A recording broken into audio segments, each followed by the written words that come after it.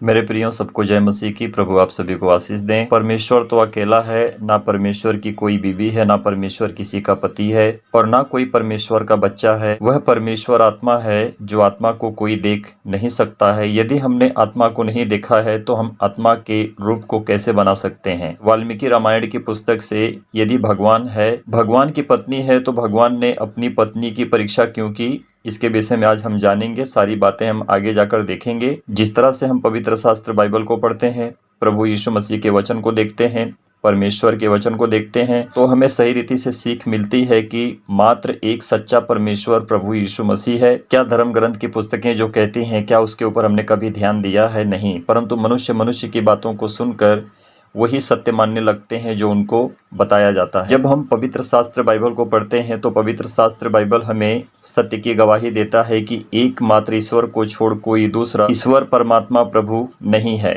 और जिस तरह से हम धर्म ग्रंथ की पुस्तकों को देखते हैं कि हर धर्म के अनुसार हर एक ईश्वर होते हैं, जो लोगों ने अपना अपना विश्वास, अपनी अपनी आस्था उस भगवान के ऊपर रखा है। और मनुष्य की ही रचना भगवान है। जब मनुष्य परमेश्वर को देखा ही नहीं है तो कैसे परमेश्वर को बना सकता है। परंतु मनुष्य अपनी रीति के अनुसार कला करते हैं और मिट्टी खोदकर मूर्ति बनाते हैं, उसमें ही ईश्वर को ढूंढते हैं। जो उनको अच्छा लगता है वही करते हैं। वाल्मीकि रामायण की पुस्तक है ये। चैप्टर 562 चैप्टर 563 में आपको मिलेगा जब आप पढ़ेंगे। देखिए यहाँ पर लिखा है सर्ग 65, फिर हम सर्ग 66 को पढ़ेंगे।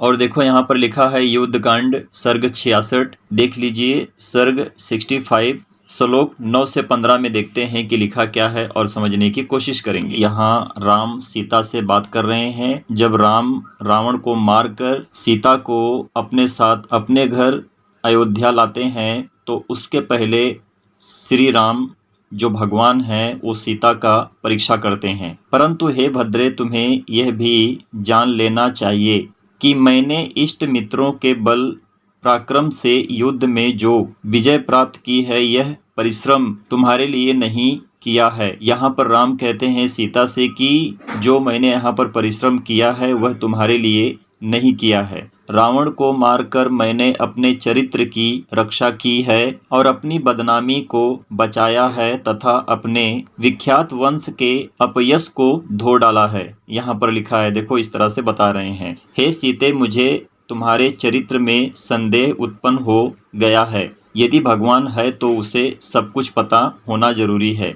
अब तुम मेरे समक्ष खड़ी हुई मेरे लिए उसी प्रकार असहाय हो रही हो जिस प्रकार नेत्र रोग से पीड़ित मनुष्य को सामने रखा हुआ दीपक असहन जान पड़ता है। अब ये सारी बातें राम सीता से कह रहे हैं। हे जनक दुलारी, हे दसों दिशाएं तुम्हारे लिए खुली पड़ी हैं। मैं तुम्हें आज्ञा देता हूँ कि जिधर तुम्हारी इच्छा हो तुम उधर चली जाओ।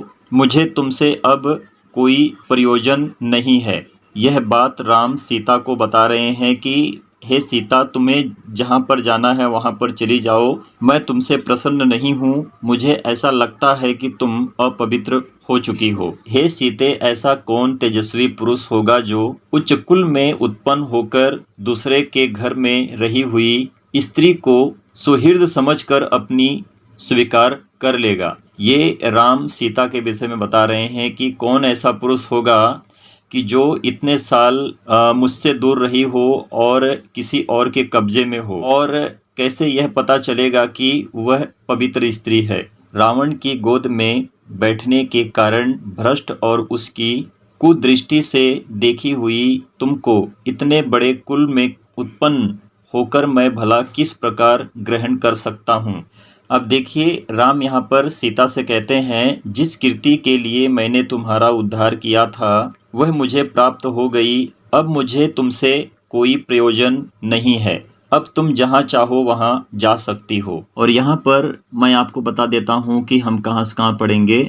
सर्ग 66 श्लोक 1 से 6 तक, 10 से 16 तक, 18-19, बाद में 22 से 25 तक हम इस श्लोक को पढ़ रहे हैं। तब आंसुओं से भरे अपने मुख को पोंछती हुई सीता गदगद वाणी से धीरे धीरे अपने पति से यह बोली, क्योंकि बहुत दुखी हुई थी सीता, जो उनके आंखों में आंसू थे और उन्होंने यही बात अपने मन में रखी थी कि राम ने तो मेरे ऊपर झूठा लक्षण लगा दिया है, मैं इनकी पत्नी हूँ और ये साक्षात भगवान है, तो इनको कैसे पता नहीं चल रहा है कि मैं पवित्र हूँ। हे वीर, तुम ऐसी अनुचित, कर्णकटु और रूखी बातें मुझसे उसी प्रकार क्यों कह रहे हो जैसे गंवार मनुष्य अपनी गंवार स्त्री से कहते हैं। यहाँ पर इस तरह से सीता जी राम से बात कर रही हैं और उनसे कह रही हैं, हे महाबाहो, आपने मुझे जैसा समझ रखा है मैं वैसी नहीं हूँ।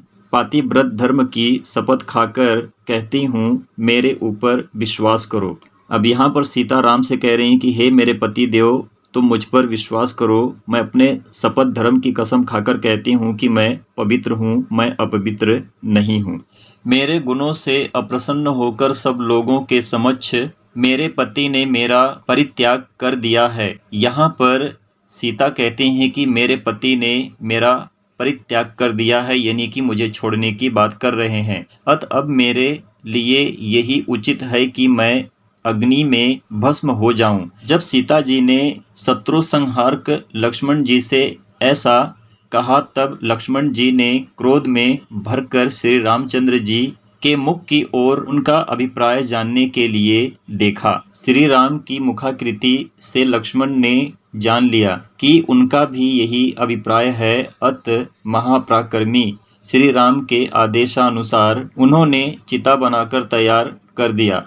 तो लक्ष्मण ने चिता को तैयार किया कि देखते हैं कि जब सीता परीक्षा देंगी तो राम इसके विषय में क्या कहते हैं। अब देखो यहाँ पर लिखा है, चिता तैयार होने पर सीता जी ने नीचे की ओर मुख किए हुए धीरे धीरे श्री राम की प्रदक्षिणा की। तत्पश्चात वे धधकती हुई अग्नि के निकट आई। अब यहाँ पर सीता कहते हैं, जिस प्रकार मेरा तन श्री राम की ओर से कभी चलायमान नहीं हुआ, उसी प्रकार सब लोगों के साक्षी अग्निदेव सब प्रकार से मेरी रक्षा करेंगे। अब यहाँ पर सीता जी जो हैं, जो अग्निदेव हैं, उन पर विश्वास कर रही हैं कि यदि मैं पवित्र हूँ तो मुझे कुछ नहीं होगा, मैं बच जाऊँगी।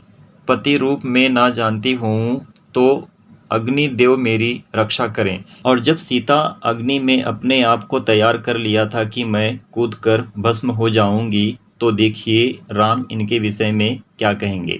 सीता जी को अग्नि में कूदने के लिए तैयार देख श्री राम ने प्रसन्न होकर उनकी शुद्धता के कारण उन्हें ऐसा करने से रोका। यदि मैं सीता जी की शुद्धता की परीक्षा ना करता तो सब लोग यही कहते कि महाराज दशरथ के पुत्र राम बड़े कामी और मूर्ख हैं। तो मेरा कहना है कि जब आपको पता है कि सीता पवित्र हैं, तो यही बात तो लोगों को भी समझा सकते थे कि सीता पवित्र हैं, आपके लिए नहीं है तो मेरे लिए हैं। इस तरह से राम अपनी बात को रख सकते थे, परंतु लोगों के सामने सीता की बेइज्जती राम ने खुद की है। पर जिस तरह से हम देखते हैं कि बहुत सी जगहों पर लोग कहते हैं कि सीता अग्नि की परीक्षा दी, अग्नि में से पार हो गई, ये बिल्कुल गलत है। और जिस तरह से लोग नहीं पढ़ते हैं, इसी तरह से बात उठाते हैं कि सीता की अग्नि परीक्षा हुई है। सीता की अग्नि परीक्षा हुई है, यह बात सच है, परंतु सीता अग्नि में नहीं उतरी थी। अग्नि में उतरने से पहले ही राम ने उनको उस अग्नि में जाने से रोक लिया था। तो मेरे प्रियो, राम राजा के बेटे थे और राम के पिता का नाम राजा दशरथ था। तो राम एक मनुष्य की तरह थे और सीता भी एक स्त्री थी। भगवान का सही अर्थ होता है कि मनुष्य एक राजा का बेटा होता है तो लोग उसका सम्मान करते हैं, सम्मान के द्वारा उनको भगवान ही जानते हैं। तो मेरे प्रियो, जिस ईश्वर ने संसार को बनाया, जंगल झाड़ियों को बनाया, पूरी सृष्टि की, उसकी ना तो कोई पत्नी है और वह ना तो किसी का पति है, ना उसका कोई बच्चा है। वह अकेला परमेश्वर है। मनुष्य के रूप में एक बार प्रभु यीशु मसीह इस पृथ्वी के ऊपर देह को धारण किए थे, जो स्वयं में हम जब पवित्र शास्त्र बाइबल को पढ़ते हैं तो हमें पता चलता है कि प्रभु यीशु मसीह में ही परमेश्वर जीवित है और विराजमान है और जिंदा खुदा है। परमेश्वर की महिमा हो, आमीन।